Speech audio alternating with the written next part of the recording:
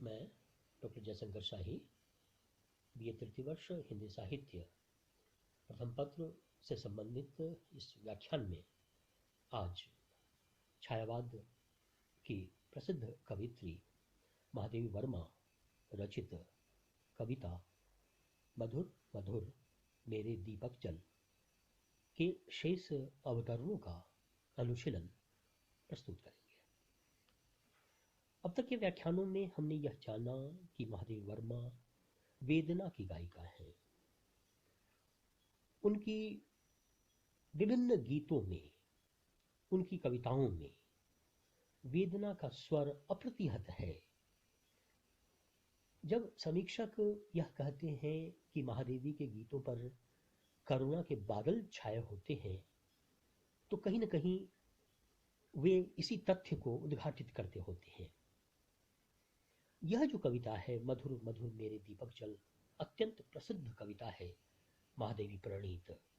दीपक को कवित्री महादेवी ने यहाँ सिंबल के रूप में, मेटाफर के रूप में प्रयुक्त किया है। पिछले व्याख्यानों में हमने लगातार इन तथ्यों पर प्रकाश डाला है। शेष रहे अवतरणों का हम वाचन करते हैं, फिर इसके भावार्थ और अनुशीलन के अन्य आयामों पर हम चर्चा करेंगे। सारे शीतल कोमल नूतन मांग रहे तुझसे ज्वालाकण, विश्व शलभ सिर धुन कहता मैं, हाय न जल पाया तुझ में मिल, सिहर सिहर मेरे दीपक जल, मधुर मधुर मेरे दीपक जल। महादेवी की यह आत्म अभिव्यक्ति की कविता है, इंडिविजुअलिटी की कविता है, सब्जेक्टिव पोइट्री का उदाहरण है यह काव्य। कविता में कवित्री अपने आप को संबोधित कर रही हैं।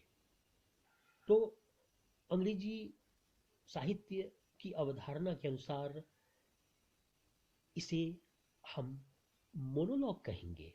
मोनोलॉग अर्थात जब कोई वक्ता अपने आप से ही बातचीत करता होता है, अपने आप से ही संवाद करता होता है, अपने आप से ही डायलॉग करता रहता है, तो ऐसी कविता को आत्मालाप कहा जाता है या मोनोलॉग कहा जाता है।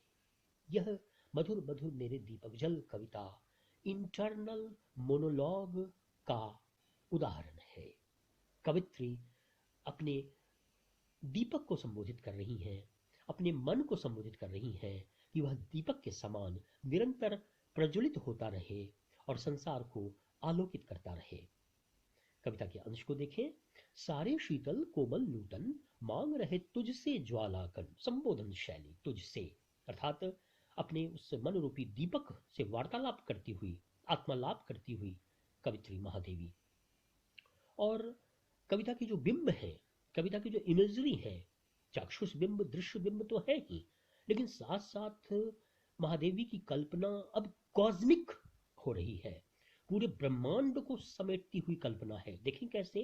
सारे शीतल कोमल नूतन मांग रहे तुझसे ज्वालाकन, ऐ दीपक तुम्हें मधुर मधुर होकर जलना है, पुलक पुलक पुलकित होकर जलना है, और तुमसे ही इस ब्रह्मांड के, इस चराचर के समस्त जो शीतल पदार्थ हैं, कोमल पदार्थ हैं, नूतन पदार्थ हैं, वे सब तुझसे ही ज्वाला के कण मांग रहे हैं। दीपक में प्रज्वलन है। दीपक आत्मदान का प्रतीक है। दीपक अपने को आहुति देकर, अपना उत्सर्ग करके संसार को आलोक बिखेरता है, विकीर्ण करता है। तो कवित्री कह रही है, कवित्री की कल्पना का प्रसार अब समस्त चराचर में है कि समस्त जो शीतल कोमल नूतन जो पदार्थ हैं इस चराचर में, इस ब्रह्मांड में, वे सब तुझसे ही ज्वाला के कण मांग रहे हैं, तुझसे ही ज्योति मांग रहे हैं, तुझसे ही प्रज्वलन मांग रहे हैं। सारे शीतल कोमल नूतन मांग रहे तुझसे ज्वाला कण, विश्व शलभ सिर धुन कहता मैं, हाय न जल पाया तुझ में मिल। और बहुत सुंदर रूपक का प्रयोग महादेवी ने यह किया है। संपूर्ण विश्व को, अखिल संसार को महादेवी ने शलभ के रूप में देखा है, अर्थात पतंगे के रूप में, फतिंगा के रूप में, परवाना के रूप में देखा है। जिस तरह से परवाना, फतिंगा जलती हुई शमा पर आकर्षित होकर और उसके पास मंडराता है और उसकी ज्वाला में, उसकी प्रदीप्ति में, उसके प्रज्वलन में अपने को झुलसा देता है, उसमें ही उसको आनंद है, उसमें ही उसको संतुष्टि है। तो कवित्री महादेवी कहती हैं कि यह जो विश्व रूपी शलभ है, अर्थात संसार रूपी जो पतंगा है, परवाना है, वह सिर धुन कहता है, मैं हाय न जल पाया तुझ में मिल। अर्थात इस दीपक के प्रज्वलन, इस दीपक की ज्योति, इस दीपक की प्रदीप्ति को पूरा विश्व चाहता है, अभिलाषा करता है कि दीपक की उस प्रदीप्ति, दीपक का वो प्रज्वलन, दीपक का वह प्रकाश उसे भी मिले। विश्व शलभ में रूपक अलंकार है, अंग्रेजी में इसे मेटाफर कहेंगे। अगला जो वाक्य है, सिहर सिहर मेरे दीपक जल। कवित्री महादेवी अपने दीपक को संबोधित करती हुई, इंगित करती हुई, संकेतित करती हुई कहती हैं कि सिहर सिहर कर तुम जलो। सिहर सिहर पुनरुक्ति प्रकाश अलंकार, मधुर मधुर पुनरुक्ति प्रकाश अलंकार, पुलक पुलक पुनरुक्ति प्रकाश अलंकार और छायावाद की बहुत सारी विशेषताओं को समाहित करती हुई यह कविता है महादेवी की। सिहर सिहर मेरे दीपक जल। आगे का जो अवतरण है, जलते नभ में देख असंख्यक, स्नेहहीन नित कितने दीपक, जल में सागर का उड़ जलता, विद्युत ले घिरता है बादल, विहस विहस मेरे दीपक जल। अब इस अवतरण में महादेवी दीपक को स्मृति बिखेरते हुए, मुस्कुराहट बिखेरते हुए प्रज्वलित होने का निर्देश देती हैं, संबोधित करती हैं, संकेतित करती हैं। विहस विहस, विहसते हुए, हंसते हुए, स्मृति बिखेरते हुए आलोक को प्रदान करे यह दीपक पूरे संसार को। और कवित्री कहती हैं, जलते नभ में देख असंख्यक, स्नेहहीन नित कितने दीपक। जैसा कि पिछले अवतरण के बारे में हमने निवेदन किया कि कवित्री की कल्पना अब कॉस्मिक हो रही है, अर्थात ब्रह्मांडीय हो रही है। संपूर्ण ब्रह्मांड के पदार्थों को कवित्री अपनी कल्पना के आयाम में समेट रही है। तो जलते नभ में देख असंख्यक, स्नेहहीन नित कितने दीपक, आकाश में जो सितारे हैं उसको दीपक के रूप में उपमित कर रही हैं महादेवी, और कहती हैं कि आकाश में अनगिनत सितारे झिलमिलाते हैं, टिमटिमाते हैं। जलते नभ में देख असंख्यक, स्नेहहीन, स्नेहहीन, स्नेह यहां तेल के अर्थ में है, तेल रहित कितने दीपक, अर्थात जो सितारे झिलमिलाते हैं।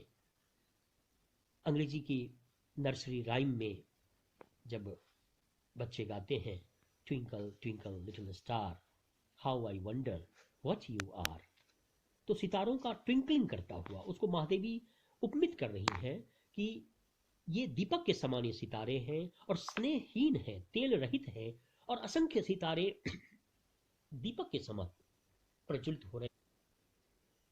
तो महादेवी कहती हैं कि इस नभ में अनगिनत सितारे हैं जो दीपक के समान प्रज्वलित होते हैं। फिर महादेवी आगे कहती हैं, जल में सागर का उड़ जलता। सागर में भी अग्नि है, प्रज्वलन है, जिसको बारवाग्नि कहा गया शास्त्रों में, बाणव की अग्नि। तो सागर में जो अग्नि है, सागर में जो ज्वाला है, उसकी चर्चा महादेवी कर रही हैं। सागर यद्यपि जलमय है, जल से परिपूर्ण है, लेकिन उसके अंतर में, उसके अंतः प्रदेश में ज्वाला है, प्रज्वलन है, दीपक की तरह। तो कवित्री कह रही हैं, जल में सागर का उड़ जलता, विद्युत ले घिरता है बादल, और आसमान में छाने वाले जो धूम धुआरे काजल काले जो बादल हैं, उन बादलों के हृदय में भी विद्युत छुपा होता है, अर्थात अग्नि छुपी होती है, अर्थात ज्वाला, प्रज्वलन छुपी होती है। जिस प्रकार से दीपक में ज्वाला है, दीपक में प्रज्वलन है।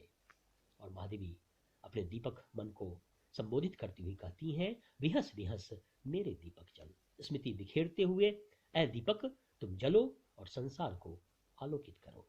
आज इसी वक्तव्य के साथ मैं अपनी वाणी को विराम देता हूँ।